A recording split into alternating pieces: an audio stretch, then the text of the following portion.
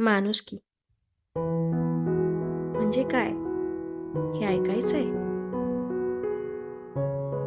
माणसातला माणूस ओळखता यावं, नातं कसं निखळ निर्मळ निभवावं, एकमेकांना मनसोक्त बोलता यावं, काहीही लपवाछपवी केल्याची खंत नसावी. मग ती मैत्री असो की प्रेम, नातं कोणतंही असलं तरी मनोभावे निभावं. एक जण पडला तर दुसऱ्याने सावरावं. बस, नातं कसं निखळ निर्मळ असावं, मनात कोणतीही खंत नसावं. ही नातीच आपल्या जगण्याची ऊब असावं. हातात हात घेऊन या पंख पसरावं.